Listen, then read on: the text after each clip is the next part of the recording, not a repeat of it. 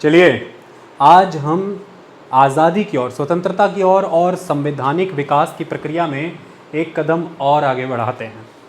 हमारे आज के लेक्चर के ऊपर हम पिछले लेक्चर में जो चीज़ें जहाँ पर छोड़ कर गए थे उसी विधि को आगे बढ़ाएंगे और आज आपको बहुत सी चीज़ें सिखाएंगे। अंतिम लेक्चर में हमने यह सीखा था, जो पिछला था, कि वेवल प्लान और शिमला कॉन्फ्रेंस में क्या क्या प्रोविजंस दिए गए और वो किन कारणों से विफल हो गए। अब हमें उसके आगे के बिंदुओं पे आगे बढ़ना है, that is elections in Britain, elections in India.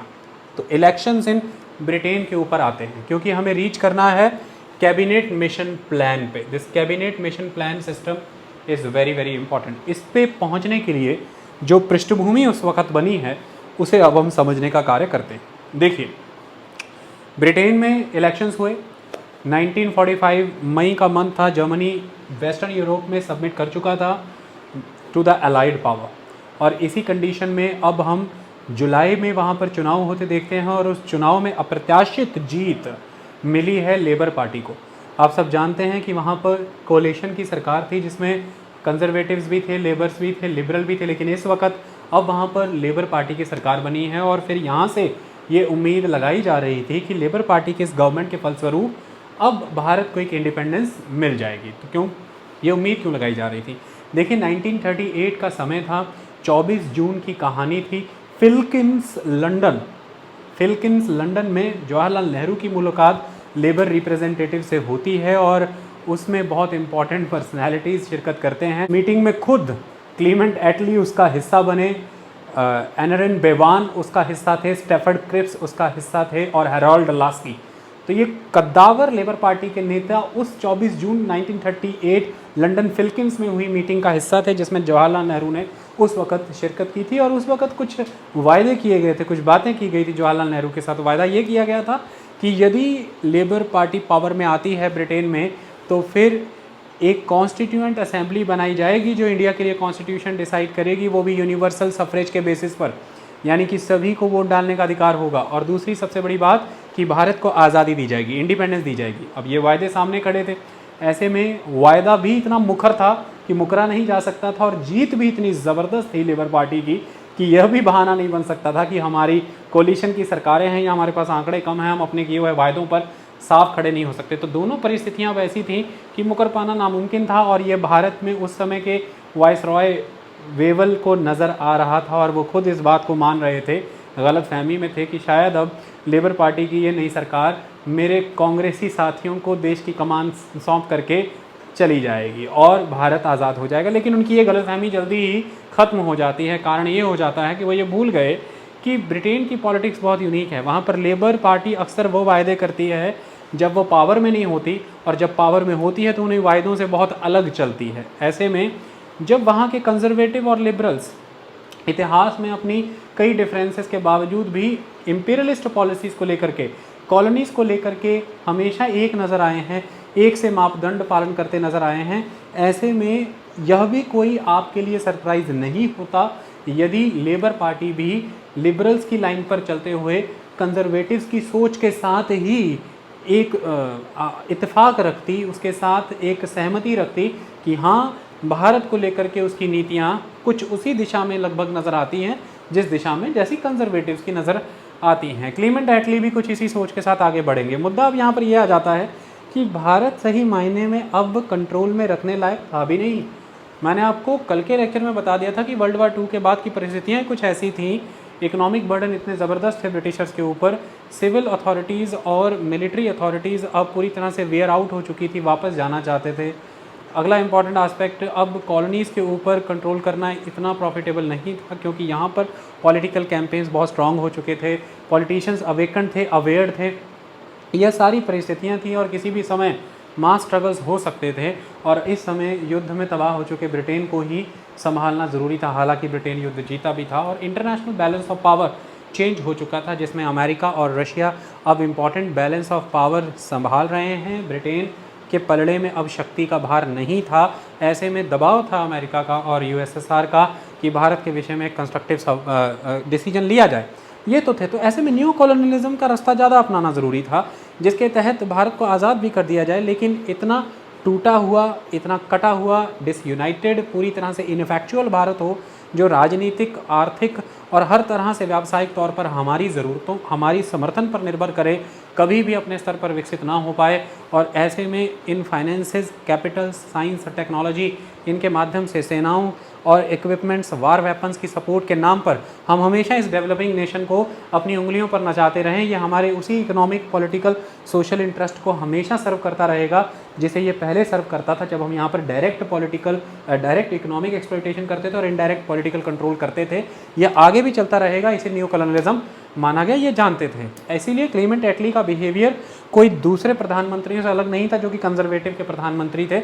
वह भी ये चाहते थे कि कम्युनलिस्ट को पूरी हवा दी जाए और वो अपने स्तर पर हमेशा न्यूट्रल फोर्सेस को दबाते ही रहें। वह भी ये चाहते थे कि अगर कोई मास स्ट्रगल हो तो उसे ब्रूट फोर्स के साथ दबाया जाए। वह भी अपनी इंटरनेशनल लेवल पर जो कॉलोनीज़ थी या इंटरनेशनल लेवल पर जो ब्रिटिश इंटरेस्ट थे उन्हें प्रोटेक्ट करना चाहते थे। तो ऐसे में वह वो सारी चीज़ें चाहते थे जो पहले के कंजर्वेटिव नेता चाहते थे। वह भारत में अपनी एक अच्छी पकड़ मजबूत करना चाहते थे और इनफैक्ट उनके द्वारा तो उस समय में, इस जुलाई में जीतने के बाद, क्योंकि वर्ल्ड वार 2 जो है वो फाइनली सितंबर में ख़त्म होगा ईस्ट में, जापान में, तो उनके द्वारा वियतनाम में फ्रेंच फोर्सेस की सपोर्ट के लिए, जावा में डच फोर्सेस की सपोर्ट के लिए भी भारतीय सेनाओं को अभी भी वहाँ पर भेजे जाने की कोशिशें जारी थी। तो इससे पता लगता था कि वो भी किसी तरह से वही कंजर्वेटिव हैं जो कंजर्वेटिव ब्रिटेन में है, बस लेबर पार्टी का लगा है। लेकिन जब विदेशी हितों की बात आती है, ब्रिटिश हितों की बात आती है, तो सोच में कोई बहुत ज़्यादा अलगाव नहीं नज़र आता है। ऐसे में जो भारतीय उम्मीदें थीं वो कि बहुत ज़्यादा नहीं रहीं। ऐसे में अब कदम क्या उठाए जाते हैं लेबर पार्टी के द्वारा, क्योंकि यहाँ पर डिसीजन लेना भी बहुत ज़रूरी है कि आप क्या दे सकते हैं भारत को। क्यों? क्योंकि आपकी तरफ आपकी पार्टी की नज़रें हैं, भारतीय उम्मीदें हैं, अंतर्राष्ट्रीय परिस्थितियाँ हैं और ब्रिटेन की रियल कंडीशन भी उस समय में एग्जिस्ट कर रही है। ऐसे में यह कहा गया कि अभी फौरी तौर पर जो चुनाव पेंडिंग है पहले वो करा लेते हैं। एक बारी चुनाव हो जाएंगे उसके बेसिस पर हम कॉन्स्टिट्यूशनल प्रोग्रेस जो आगे इंडिया के साथ करनी है, या जो इंडिपेंडेंस की कहानी है, या ट्रांसफ़र ऑफ पावर का प्रोसेस करना है, वो हम कर लेंगे। पहले फौरी तौर पर आप यहाँ पर चुनाव करा लीजिए, वो सबसे ज़्यादा महत्वपूर्ण है। तो उन चुनाव के लिए यहाँ पर अब वेवल को कहा गया कि आप अनाउंसमेंट्स करिए कि यहाँ पर अब चुनाव कराए जाएंगे। तो इसके लिए 21 अगस्त 1945 वह तिथि है जिस तिथि को क्लीमेंट एटली ने यह कहा कि आप भारत में चुनाव करने की घोषणा कर दीजिए। 1934 से सेंट्रल लेजिस्लेटिव असेंबली के चुनाव पेंडिंग थे, 1937 से ही प्रोविंशियल लेजिस्लेटिव असेंबली के चुनाव पेंडिंग थे। ऐसे में कहा गया कि आप उन चुनावों के लिए यहाँ पर अनाउंसमेंट्स कर दीजिए। उन चुनावों के लिए ये अनाउंसमेंट की।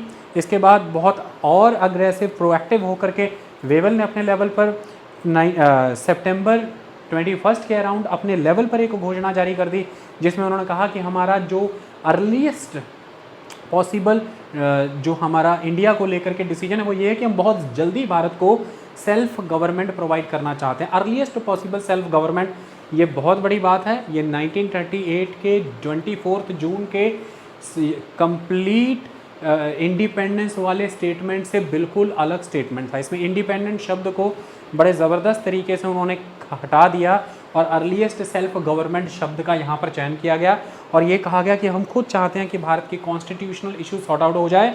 जो इलेक्टेड रिप्रेजेंटेटिव आएंगे इलेक्शन के बाद उनके साथ और प्रिंसली स्टेट्स के नुमाइंदों के साथ मिल करके हम चाहते हैं कि भारत के लिए एक रिस्पॉन्सिबल कॉन्स्टिट्यूशन उभर करके आए भारतीयों की इच्छाओं के मुताबिक। तो यह भी एक बहुत ही डेलिब्रेट स्टेटमेंट था जिसमें साफ तौर पर यूनिवर्सल सफरेज शब्द को कंप्लीटली रिप्लेस कर दिया गया। एक रिस्पॉन्सिबल कॉन्स्टिट्यूएंट असेंबली हो और वो एक अच्छा कॉन्स्टिट्यूशन भारत के हितों में बनाए इन शब्दों के साथ। तो देखिए लेबर पार्टी के स्टैंड चेंज होते नज़र आ रहे हैं। 24 जून 1938 के वो वायदे और एक्चुअल में पावर आने के बाद सितंबर 1945 की वेवल की ये स्टेटमेंट्स। बहरहाल ये सारी बातें हैं और लेबर पार्टी के विरादों के बारे में खुद लेबर पार्टी क्लीमेंट एटली के मित्र हेरोल्ड लास्की से बेहतर कोई नहीं बता सकता। मैं हेरोल्ड लास्की का यहाँ पर एक स्टेटमेंट पढ़ना चाहता हूँ, आपके लिए बहुत इंपॉर्टेंट है। हेरोल्ड लास्की कहते हैं, in all British policy whether it is the policy of the coalition government there is still a government or under the Attlee there is still a marked and notable absence of a real will to help in making India free in the full sense of the term. There is too much exploitation of partly real and partly unreal communal differences in India, partly made and partly exploits by ourselves। साफ बता रहे हैं कि यहाँ पर बहुत ज़बरदस्त exploitation किया गया है भारत के कम्युनल डिफरेंसेस को। सांप्रदायिक भेद जो भारत में है पार्टली तो रियल थे, पार्टली क्रिएटेड थे अंग्रेज़ों के द्वारा, और उसमें से वह डिफरेंसेस कुछ तो रियल थे, कुछ हमारे पैदा किए गए थे, partly made and partly exploited by ourselves. There is the immensely overrated hero worship of princes for whom we are suppose to have sacred responsibilities.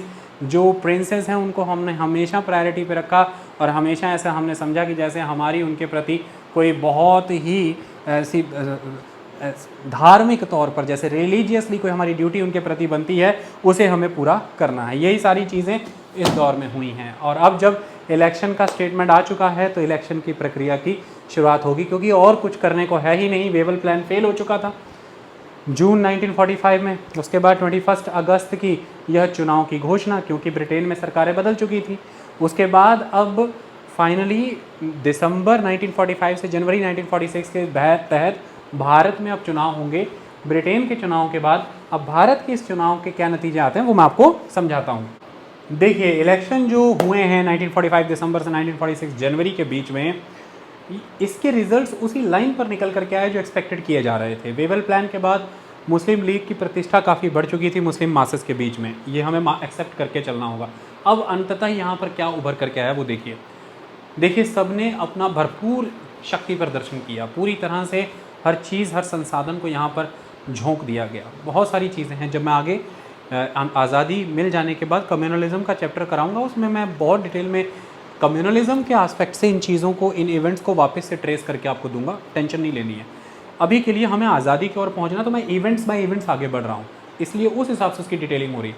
इसमें अब क्या होता है कि आपने जो यहाँ पर तरीके अपनाए वो ये थे कि इंडियन नेशनल आर्मी के जो ट्रायल्स हुए, उन ट्रायल्स के इमोशनल एस्पेक्ट को यहाँ पर यूटिलाइज़ किया गया चुनाव में सपोर्ट लेने के लिए। बड़े पैमाने पर जो योद्धा, भारतीय सैनिक युद्ध में मारे गए, उनके वॉर मेमोरियल्स बनाने का यहाँ पर सिस्टम हुआ। 1942 के क्विट इंडिया मूवमेंट के दौरान बड़े लेवल पर जो भारतीय नेताओं को अरेस्ट किया गया या जो लोग मारे गए गवर्नमेंट के रिप्रेशन में, उन्हें हीरोज़ की तरह यहाँ पर प्रोजेक्ट किया गया। लोगों के इमोशनल सेंटीमेंट को यहाँ पर इस्तेमाल करने की कोशिश की गई। तो अब तक ये 1942 से लेकर के 1945 तक, चाहे वो कैबिनेट मिशन हो, चाहे वो क्विट इंडिया मूवमेंट हो या फिर वो इंटरनेशनल आर्मी हो, इन दौरान हुए प्रत्येक इवेंट को यहाँ पर हिंदूज़ और मुस्लिम्स दोनों ने अपने लेवल पर इमोशनली यूटिलाइज़ करने की कोशिश की। सभी नेताओं ने रैलियाँ की, लोगों को अपने साथ जोड़ा और उनके साथ वायदे किए गए कि जो आपके ऊपर, जिन ब्यूरोक्रेट्स ने, जिन ऑफिसर्स ने, जिन पुलिस ने आपके ऊपर उत्पीड़न किया है, हमें एक बार मिनिस्ट्रीज़ मिल जाएंगी, जब हम ऑफिसेज़ में आ जाएंगे उन सभी के साथ हिसाब चुकता किया जाएगा, बदला लिया जाएगा। मैं आपको एक बात बता दूं, ये ही वो स्टेटमेंट्स थी जिन्होंने ब्यूरोक्रेसीज़ के अंदर डर पैदा कर दिया था इस समय में, और इसी चीज़ से भयभीत वेबल भी थे। और वेबल का यह डर आगे किस तरह से निकलेगा मैं आपको समझाऊंगा, लेकिन यह एक रीज़निंग बनी है उस समय में कि लोगों के इमोशनल सेंटीमेंट्स को इनकैश किया गया कि जिन पुलिस वालों ने, जिन अफसरात लोगों ने आपके ऊपर अतिक्रमण किया, अत्याचार किया है, आपका दोहन किया, एक्सप्लॉयटेशन, उनके साथ पूर्णतः बदला लिया जाएगा। ये हम आपको यहाँ पर वायदा करते हैं। तो ये सारी चीज़ों के तहत बहुत ही चार्ज्ड एटमॉस्फेयर में चुनाव हुए हैं, ये बड़ी चीज़ है। कांग्रेस को नेचुरल सा एस्पेक्ट है कि नॉन मुस्लिम रीजन में 91.3% वोट मिला, जनरल सीट्स में 91.3% सीट्स मिली। ये बहुत बड़ी बात थी उस समय में। सेंट्रल लेजिस्लेटिव असेंबली में 91.3% वोट शेयर लेकर के जा रहे हैं आप जनरल्स में, यानी कि नॉन मुस्लिम में। और सेंट्रल लेजिस्लेटिव असेंबली के अंदर टोटल 102 सीट्स में से 57 सीट्स कांग्रेस लेकर के गई। 102 में से 57 सीट्स, ये बहुत बड़ी बात थी उस समय में। लेकिन यहाँ पर अब आपको ये समझना है कि मुस्लिम लीग भी किसी लेवल पर पीछे नहीं थी। किस तरह से मैं ये कह पा रहा हूँ कि मुस्लिम लीग पीछे नहीं थी? मुस्लिम लीग ने यहाँ पर बहुत ज़बरदस्त सेंट्रल लेजिस्लेटिव असेंबली में परफॉर्म किया है। 86.6% वोट शेयर उसके पास आया है और 30 सीट्स मुस्लिम्स की सेंट्रल लेजिस्लेटिव असेंबली में थी। 30 की 30 सीट्स सेंट्रल लेजिस्लेटिव असेंबली की मुस्लिम लीग इस बार लेकर के गई है। ये बहुत बड़ी बात है। तो मुस्लिम्स के बीच में अच्छी पकड़ बन चुकी थी मुस्लिम लीग की, ये इम्पॉर्टेंट चीज़ है। जहाँ तक रहती है प्रोविंसेस की, मैंने सेंट्रल लेजिस्लेटिव असेंबली का आंकड़ा आपको बताया। जहाँ तक बात आती है सभी प्रोविंसेस की, तो सभी प्रोविंसेस की अगर मैं बात करूँ तो टोटल मुस्लिम्स की इस समय में सीट्स बनती थी 509 टोटल सभी प्रोविंसेस को अगर जोड़ा जाए, जिसमें से 442 सीट्स के ऊपर मुस्लिम लीग की जीत हुई थी। तो टोटल प्रोविंसेस की 509 सीट्स में 442 सीट्स पे मुस्लिम लीग जीती, ये बड़ी बात थी। लेकिन अभी भी एक बहुत बड़ी समस्या थी। इतनी अप्रत्याशित जीत मिलने के बाद भी जिन्ना का सपना पूरा नहीं हो रहा था। वो क्यों, समझना पड़ेगा इस बात को। जिन्ना जो नॉर्थ वेस्ट और नॉर्थ ईस्ट के रीजन में, जो कि मुस्लिम मेजॉरिटी रीजन थे, उन्हें जीत करके एक स्वराज वहाँ स्थापित करना चाहते थे, एक पाकिस्तान वहाँ बनाना चाहते थे। वो सपना इसलिए नहीं पूरा हो पा रहा था कि जिन्ना के पास ऑल इन ऑल सीट्स बहुत अच्छी हैं, वोट शेयर भी है, लेकिन मेजॉरिटी नहीं आ पा रही है उन टेरिटरीज़ में, उन प्रोविंसेस में कि सरकार बनाई जा सके। ये बड़ी प्रॉब्लम की बात है। इसलिए अब यहाँ पर आपको देखना होगा कि नॉर्थ वेस्ट की मुस्लिम मेजॉरिटी रीजन्स में से भी नॉर्थ वेस्ट फ्रंटियर प्रोविंस में सरकार कांग्रेस ने बना ली। नॉर्थ ईस्ट की मुस्लिम मेजॉरिटी रीजन्स में से भी आसाम में सरकार कांग्रेस ने बना ली। तो नॉर्थ वेस्ट से नॉर्थ वेस्ट फ्रंटियर प्रोविंस मुस्लिम टेरिटरी वो कांग्रेस के पास चली गई। नॉर्थ ईस्ट से आसाम कांग्रेस के पास चला गया। पंजाब, ये भी एक बड़ी बात है, पंजाब में यूनियनिस्ट पार्टी अकाली सिख और कांग्रेस ने मुस्लिम लीग को छोड़ के सभी पार्टीज़ ने आपस में हाथ मिला करके खिजर आयात खान के अंदर सरकार बना ली। ये एक बड़ी बात थी। तो पंजाब से यूनियनिस्टों को डिसलॉज नहीं कर पाए। नॉर्थ वेस्ट फ्रंटियर प्रोविंस और सिंध में कांग्रेस काबिज हो गई, ये बड़ी बात थी। सिंध में और बंगाल में ऐसा कहा जाता है कि मुस्लिम लीग ने सरकार बनाई है, लेकिन उस पर भी ये कहा जाता है कि मुश्किल ही सरकार की और यूरोपियंस की समर्थन के साथ वो सरकार बनी, क्योंकि यूरोपियन को भी सीट चुनाव लड़ने का यहाँ पर अधिकार था। तो उनके समर्थन से आप बामुश्किल यहाँ पर सिंध और बंगाल में सरकार बना पाए हैं। तो ये चुनावी नतीजे उस समय के थे जो मैंने अभी आपके सामने बताए हैं। लेकिन यहाँ पर आपको कुछ चीज़ें समझनी होंगी जो बहुत इम्पॉर्टेंट है। क्या है? देखिए, इम्पॉर्टेंट एस्पेक्ट ये है कि जब विश्लेषण किया जाता है इस बात का कि मुस्लिम लीग को बहुत ज़बरदस्त सपोर्ट मुस्लिम सोसाइटी का मिला है, तो उसके ऊपर क्रिटिक्स का कहना ये है कि यह परिस्थिति को ऐसे देखना ठीक नहीं है। कैसे एनालिसिस करते हैं वो इस परिस्थिति का, मैं आपके साथ डिस्कस करता हूँ। वो कहते हैं कि अगर यहाँ पर सेपरेट इलेक्टोरेट सिस्टम नहीं फॉलो होता, जो सेपरेट इलेक्टोरेट सिस्टम लंबे समय से खुद अंग्रेज़ों ने चलाया था 1909 के मॉर्लेमेंटो रिफॉर्म से, और उसी सेपरेट इलेक्टोरेट सिस्टम की वजह से मुस्लिम्स को मेन स्ट्रीम पॉलिटिक्स से उन्होंने दूर रखा, तो नतीजे कुछ और आते हैं। ये सेपरेट इलेक्टोरेट सिस्टम की कॉन्स्टिट्यूंसी में मुस्लिम लीग इस तरह से परफॉर्म कर रही है, जनरल्स में नहीं। दूसरी बात, जो फ्रेंचाइज था it was very very limited, only 10% voters were eligible to vote. तो franchise, all in all franchise was very limited 10%। ऐसे में यदि सभी को वोटिंग का राइट मिलता, फिर पता लगना था कि मुस्लिम लीग के पास मुस्लिम समाज का जनाधार कितना है। तो ऐसे में वो यही बातें इंडियन नेशनल कांग्रेस पे भी लागू होती है। लेकिन क्रिटिक्स इस रूल आउट करते हैं कि जब संविधान बनने के बाद फिर आज़ाद भारत में वो कह रहे हैं कि जो अनडिवाइडेड इंडिया में अगर फ्रेंचाइज सबके पास होता, सेपरेट इलेक्टोरेट नहीं होता, तो नतीजे ये नहीं आते। तो वो कह रहे हैं जब डिवाइडेड हो गया, तो फिर जब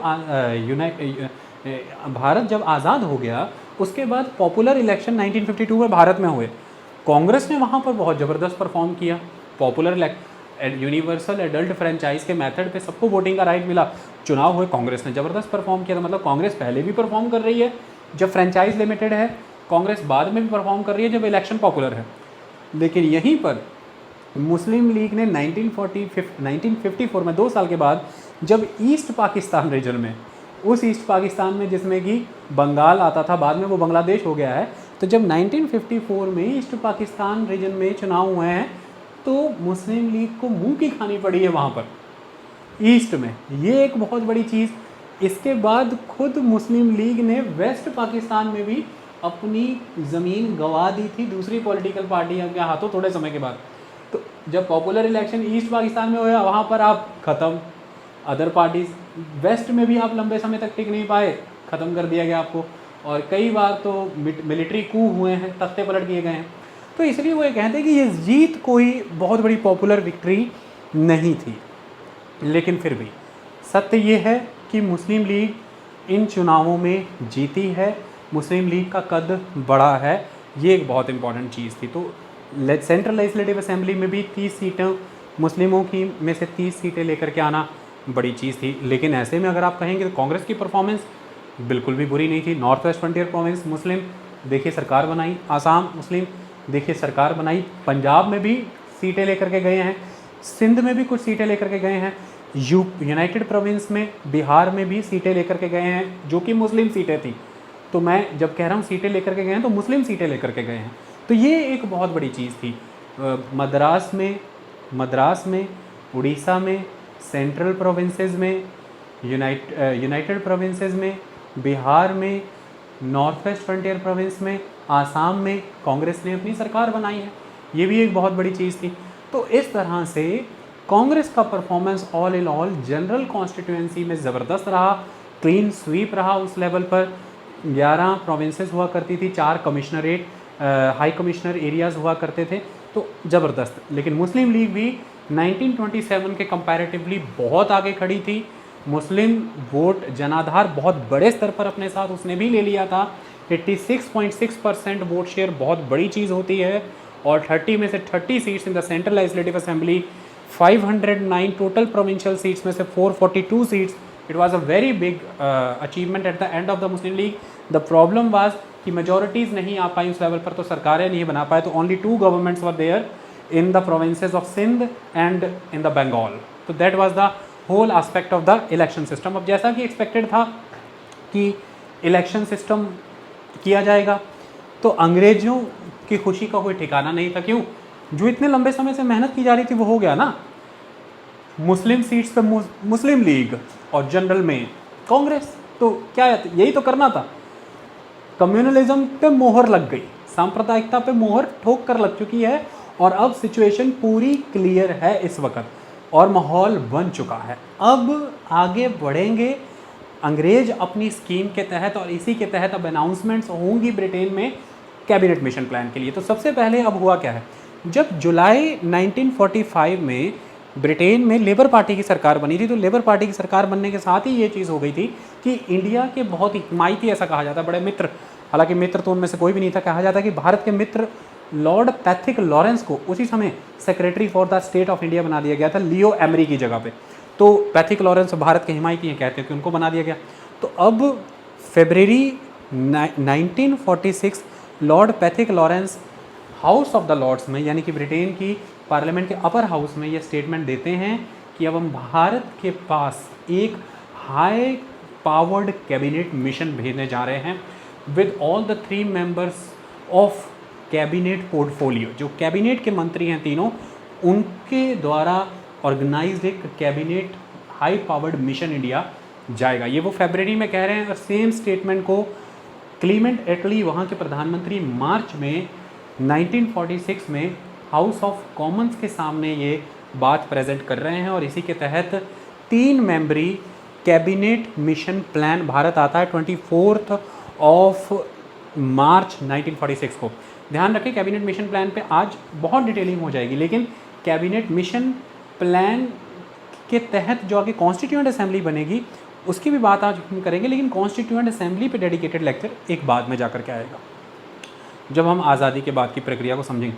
तो कैबिनेट मिशन प्लान का नाम कैबिनेट क्यों पड़ा? क्योंकि उसके तीनों सदस्य ब्रिटिश कैबिनेट के सदस्य थे। कौन कौन इसके सदस्य थे? खुद secretary for the state of India Lord Pethick Lawrence, Lord क्योंकि हाउस ऑफ लॉर्ड के मेंबर थे। दूसरे स्टैफर्ड क्रिप्स, क्रिप्स को कैसे भूल सकते हैं आप, क्रिप्स मिशन 1942। तो स्टैफर्ड क्रिप्स इस बार ये प्रेसिडेंट हैं बोर्ड ऑफ ट्रेड के, तो बोर्ड ऑफ ट्रेड का प्रेसिडेंट खुद आ रहा है। और तीसरे बहुत ही इंपॉर्टेंट पर्सन एवी अलेक्जेंडर, ये फर्स्ट लॉर्ड ऑफ एडमिरलिटी हैं, दैट वाज वेरी इंपॉर्टेंट। तो secretary for the state of India in itself lord Pethick Lawrence, the president of the board of trade that is Stafford Cripps, and the first lord of admiralty A V Alexander. इन 3 मेंबरों से मिलकर के cabinet mission 24 मार्च 1946 भारत आता है। जवाहरलाल नेहरू उन्हें receive करते हैं, और इसके बाद अब आगे की सारी कार्रवाई बढ़ेगी, और कैबिनेट मिशन इनके साथ लगातार 3 हफ्ते तक डेलिब्रेशंस करेगा, मीटिंग्स करेगा, सब कुछ होगा। जब वो डेलिब्रेशंस मीटिंग नतीजे नहीं निकल पाएंगे, तब कैबिनेट मिशन अपने लेवल पर ही एक प्रपोज़ल प्रमोट कर देगा आगे, और वही प्रपोजल उसी कैबिनेट प्लान के ऊपर फर्दर सारी डिस्कशन चलेगी। तो अब हम देखते हैं क्या क्या प्रपोजल कैबिनेट मिशन प्लान के द्वारा दिए गए हैं भारत की परिस्थितियों को भांपते हुए, किन किन एजेंडे पर वो काम करने के लिए आया था। कैबिनेट मिशन प्लान के लिए जो कैबिनेट मिशन प्लान की ओपनिंग लाइन्स हैं मैं आपको पढ़ करके सुनाना चाहता हूँ ताकि आपका माइंडसेट क्लियर हो जाए। मार्च 1946 में जो वहाँ के प्रधानमंत्री क्लीमेंट एटली ने हाउस ऑफ कॉमन्स में अपनी स्पीच दी, उसमें उन्होंने क्या बोला, we are very mindful of the rights of minorities and minorities should be able to live free from fear. हमें पूरा का पूरा संज्ञान है कि माइनॉरिटीज़ के अधिकार क्या है, माइनॉरिटी बिल्कुल भय मुक्त होकर के जिए। On the other hand we can not allow a minority to place a veto on the advance of the majority. ये बात ध्यान से समझ के चलिए, ये बहुत बड़ा स्टेटमेंट है। माइनॉरिटी के अधिकारों की संरक्षण करना जरूरी है, लेकिन माइनॉरिटी को ऐसी कोई वीटो शक्ति, कोई ऐसी ताकत ना दी जाएगी मेजॉरिटी के एडवांसमेंट को भी वो रोक सके। ये पहले के जो स्टैंड लिए जाते थे ब्रिटिशर्स के द्वारा, उससे बिल्कुल भिन्न ये स्टैंड इस बार लिया गया है। ये बड़ी चीज़ थी। आई बात समझ में? अब इसी के आधार पर हम आपको सारी पॉलिसी दे देते हैं। कैबिनेट मिशन ने भारत में लॉर्ड वेवल के साथ मिल करके भारतीय नेताओं के साथ 3 हफ्ते तक डेलिब्रेशंस की, मीटिंग्स की। इन्हें कहा कि भाई आप आइए, सुझाव दीजिए, हमसे बातचीत करिए। 3 मुद्दों पर हमें आगे बढ़ना। पहला मुद्दा, भारत के लिए कॉन्स्टिट्यूएंट असेंबली जो कॉन्स्टिट्यूशन बनाएगी। दूसरा मुद्दा, अभी के लिए फौरी तौर पर इंटरिम गवर्नमेंट। तीसरा, ट्रांसफ़र ऑफ पावर, भारत की आज़ादी। 3 एजेंडे पे हमें बात करनी है, आइए प्लानिंग करें। मुस्लिम लीग और कांग्रेस के बीच के डिफरेंसेस यहाँ पर ख़त्म नहीं हुए। मुस्लिम लीग वहीं अपनी पाकिस्तान की मांग के साथ फंसी हुई थी और कांग्रेस यहाँ पर यूनाइटेड इंडिया के कंसेप्ट के साथ ही चल रही थी। अंततः 16 मई को लॉर्ड वेवल अपने ही लेवल पर डिस्कशंस करते हैं और कैबिनेट मिशन लॉर्ड वेवल की कंसल्टेशंस के साथ अपने लिए संज्ञान पर सुमोटो अपना प्लान 16 मई को दे देता है। तो कैबिनेट मिशन प्लान और वेवल की आपसी बातचीत और आपसी सहमति से जो 16 मई को प्लान अनाउंस होता है, उसमें क्या है अब मैं आपको वो बता देता हूँ, जिसके ऊपर कांग्रेस की और मुस्लिम लीग की क्या आपत्तियाँ रही, आपको समझ के चलना है। बहुत ध्यान से सारी चीज़ों को अंडरस्टैंड करना है। सबसे पहली चीज़, क्या कैबिनेट मिशन ने मुस्लिम लीग की पाकिस्तान की मांग को स्वीकार किया? Big no. Cabinet mission plan ने एक यूनाइटेड इंडिया बनाने का कंसेप्ट दिया, ये आपको याद रखना है। दूसरी बात, क्या कैबिनेट मिशन प्लान ने सेपरेट इलेक्टोरेट सिस्टम को कंटिन्यू किया? नहीं। पहली बार 1909 से चले आ रहे सेपरेट इलेक्टोरेट सिस्टम को, सेपरेट इलेक्टोरेट प्रोसेस को रिस्ट्रिक्ट कर दिया कैबिनेट मिशन प्लान ने। No separate electorate, seats will be reserve for the categories but separate electorate system will not be there. 2 बड़ी चीज़ें हो गई। तो आपको लगता होगा कैबिनेट मिशन प्लान पूरी तरह से मुस्लिम लीग के विरोध में था? नहीं। कैबिनेट मिशन प्लान ने हर तरह से इंडियन नेशनल कांग्रेस को, मुस्लिम लीग को और depressed classes and other minorities को अपने साथ जोड़ने का पूरा प्रयास किया है। उसके लिए जो स्कीम दी है, इसे अब बहुत ही लॉजिक से समझते हैं कि स्कीम क्या दी। सबसे पहले कैबिनेट मिशन प्लान ने मुस्लिम लीग की पाकिस्तान की मांग को सेटिस्फाई और कांग्रेस की यूनाइटेड इंडिया की मांग को सेटिस्फाई करने के लिए क्या किया, ध्यान से समझिए। कैबिनेट मिशन प्लान ने कहा कि हम भारत में चुनाव ऑर्गेनाइज करेंगे एक कॉन्स्टिट्यूएंट असेंबली बनाने के लिए। भारत में चुनाव होंगे एक कॉन्स्टिट्यूएंट असेंबली बनाने के लिए। याद रखें, ये बहुत इंपॉर्टेंट चीज़ है। यहाँ पर कॉन्स्टिट्यूएंट असेंबली बनाने के लिए चुनाव किए जाएंगे। 1945 दिसंबर से 1946 जनवरी के बीच में प्रोविंसेस के लेवल पर लेजिस्लेटिव असेंबली के चुनाव हो चुके हैं। अभी बता के हटाऊँ आपको, तो वो लेजिस्लेचर्स बन गई हैं ना, हमारे पास मेंबर आ गए हैं ना चुने हुए। अब इनके द्वारा चुनवाए जाएंगे आगे कॉन्स्टिट्यूएंट असेंबली के मेंबर। इसलिए तो पहले चुनाव करा लिए थे कि जब आगे कॉन्स्टिट्यूशन बनाने के लिए अगर कोई कॉन्स्टिट्यूएंट असेंबली बनानी है तो उसमें भी मेंबर आने चाहिए ना, उन्हें कौन चुन के भेजेगा। पहले फिर चुनाव करा लिए गए थे लेजिस्लेटिव असेंबलीज़ के। तो अब सुनिए, वो ये कह रहे हैं कि कॉन्स्टिट्यूएंट असेंबली पहले अपन बनाएंगे उस कॉन्स्टिट्यूएंट असेंबली के लिए अपन चुनाव कराएंगे, इलेक्शन कराएंगे। तो कांग्रेस की अब तक इतने लंबे समय से क्या मांग थी कि डायरेक्ट इलेक्शन हो, सीधी वोट डाले जनता, कॉन्स्टिट्यूएंट असेंबली के इलेक्शन डायरेक्ट हों और यूनिवर्सल सफरेज, सभी को वोटिंग का अधिकार। कांग्रेस को यहाँ पर कॉम्प्रोमाइज़ करना पड़ा। कैबिनेट मिशन प्लान ने डायरेक्ट नहीं इनडायरेक्ट इलेक्शन का कंसेप्ट दिया for the election to the constituent assembly, और कैबिनेट मिशन प्लान ने यूनिवर्सल सफरेज नहीं दिया, सफरेज बहुत ही रिस्ट्रिक्टेड था। आई बात समझ में? सफरेज यहाँ पर रिस्ट्रिक्टेड होने का मतलब ये है कि वो लेजिस्लेटिव असेंबलीज़ के जो लोग हैं वही कॉन्स्टिट्यूएंट असेंबली के मेंबरों को चुन करके भेजेंगे, और वो लेजिस्लेटिव असेंबली के मेंबर खुद बहुत ही रिस्ट्रिक्टेड सफरेज से चुन करके आए थे। मैंने आपको अभी बताया मात्र 10% ही सफरेज था, 10% ही लोगों को वोटिंग का अधिकार था, उनसे चुन करके आई थी वो लेजिस्लेटिव असेंबलियाँ, और वो लेजिस्लेटिव असेंबलीज़ के द्वारा आगे मेंबर चुनने थे कॉन्स्टिट्यूएंट असेंबली के, यानी कि संविधान सभा के, जिसको संविधान बनाना था। तो एक तो ना तो इलेक्शन डायरेक्ट हुए, इलेक्शन हुए इनडायरेक्ट, तो सीधी वोटिंग नहीं डली, फर्स्ट पास्ट द पोस्ट नहीं हुआ, मतलब कि किसने पहले पोस्ट लैंप पार कर लिया दौड़ते हुए, ये डायरेक्ट वोटिंग में होता है जो हम आज की डेटों में आम चुनाव में वोट डालते हैं। तो डायरेक्ट इलेक्शन की बजाय इनडायरेक्ट, सीधे जनता वोट डाले नहीं लेजिस्लेटिव असेंबली के member, first past the post system no, इसके अलावा यूज़ क्या किया, proportional representation single transferable vote system, जिसके बेसिस पे आज की डेट में राष्ट्रपति के चुनाव होते हैं, हमारे प्रेसिडेंट के इलेक्टोरल कॉलेज बनता है ना, फिर राष्ट्रपति चुने जाते हैं। इसी तरह से इलेक्टोरल कॉलेज बनेंगे किसी भी प्रोविंस के लेजिस्लेटिव असेंबली के अंदर, इलेक्टोरल कॉलेज बनेगा, और फिर सिंगल ट्रांसफरेबल वोट सिस्टम, जिसे हम प्रोपोर्शनल रिप्रेजेंटेशन इलेक्शन सिस्टम कहते हैं, इसी के वाया कैंडिडेट चुन के आएंगे। ये 3 बातें याद रखना। ये कांग्रेस की पहले की मांग से विरोध में था, लेकिन कांग्रेस ने इसे मान लिया, एटलीस्ट मान लिया कि कॉन्स्टिट्यूएंट असेंबली बने। अब यहाँ पर सवाल आ जाता है कि जो कॉन्स्टिट्यूएंट असेंबली बनेगी इसमें कितने मेंबर आएंगे, ये सबसे बड़ी बात। इस कॉन्स्टिट्यूएंट असेंबली में टोटल मेंबर होंगे 389। इस कॉन्स्टिट्यूएंट असेंबली की कुल सदस्यता कितनी होगी, 389, 390 से एक कम। ये 389 कैसे पूरे किए जाएंगे? भारत उस समय 2 हिस्सों में था, एक ब्रिटिश इंडिया जहाँ पर ब्रिटिशर सीधे रूल करते थे, प्रोविंसेस, दूसरा princely states, British India princely states. British India में भी कुछ हाई कमिश्नर प्रोविंसेस भी थी। तो 292 सीट्स ब्रिटिश इंडिया को, 292 सीट्स ब्रिटिश इंडिया को, 4 सीट्स हाई कमिश्नर को, तो टोटल हुई 296, और 73 सीट्स प्रिंसली स्टेट्स को, तो टोटल हो गया 389। 296 प्लस 73, 389 सीट्स की कॉन्स्टिट्यूएंट असेंबली होगी।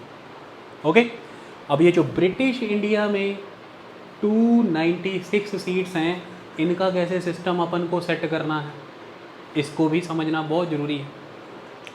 296 में से अपन 292 को लेंगे क्योंकि वो ब्रिटिश इंडियन है, बाकी तो 4 हाई कमिश्नर प्रोविंसेस की थी, हाई कमिश्नर एरियाज थी।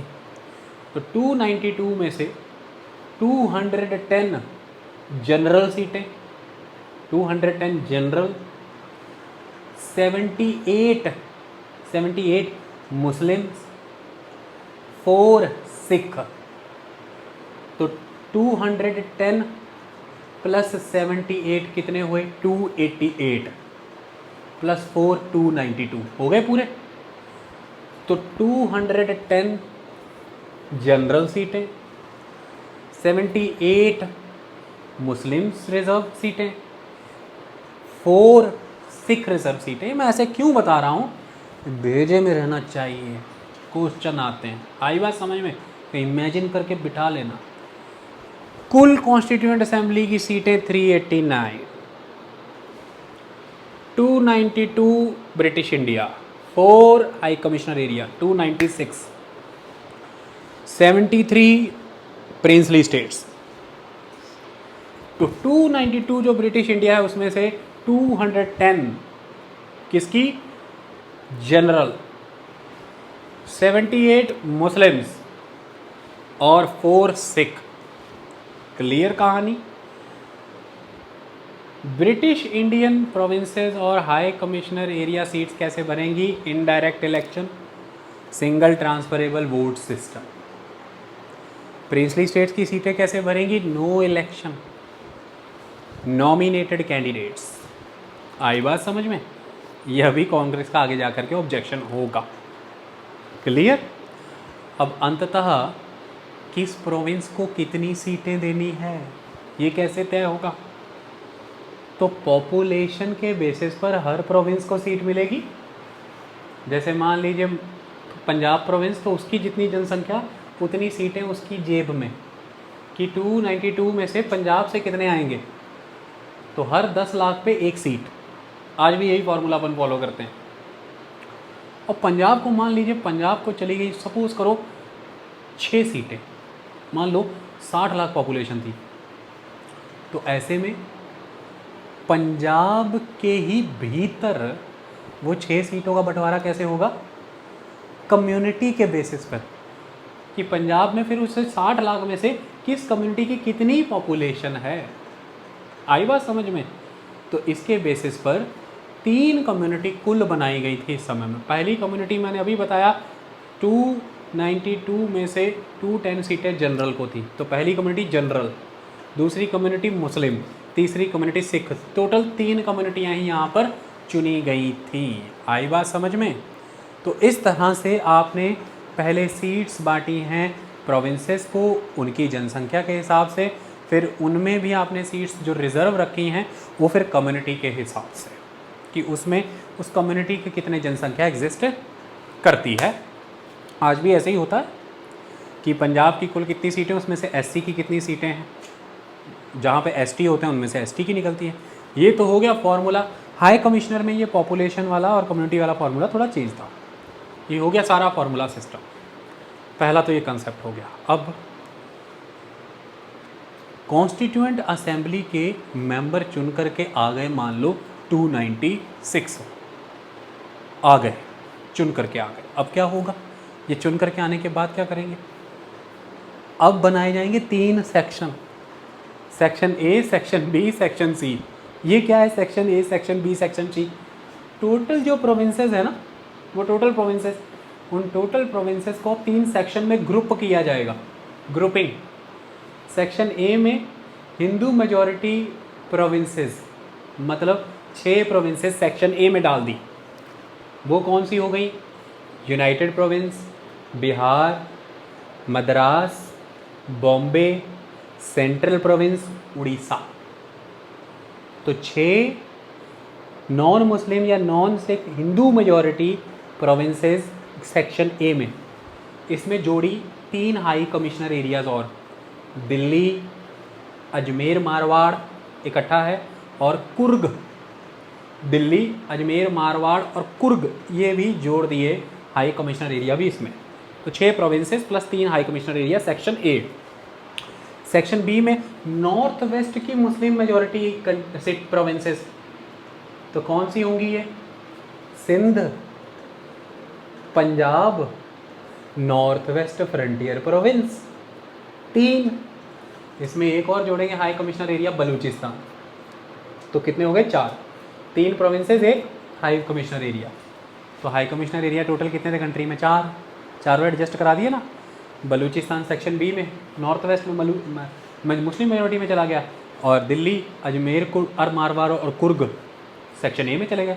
सेक्शन सी नॉर्थ ईस्ट में मुस्लिम मेजॉरिटी, आसाम, बंगाल, हो गया पूरा भारत सेट।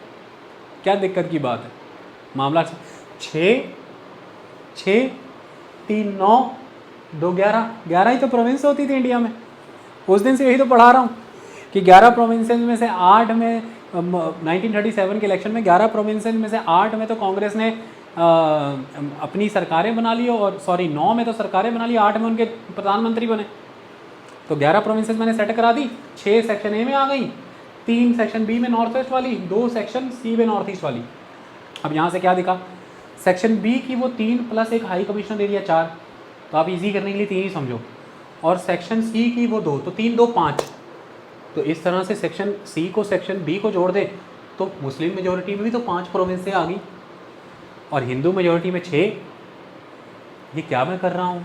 ये मैं ये कर रहा हूँ कि वो जो मेंबर जीत करके आएंगे ना, 296 मेंबर्स टोटल, उन मेंबर को पहले एक मैदान में इकट्ठा करेंगे। वो आओ आओ आओ, आप बोलेंगे आ गए, फिर बोलेंगे भाई ये कौन से प्रोविंस से हो? बोलेंगे सर मैं 6 मेंबर पंजाब से। बोले इधर आओ।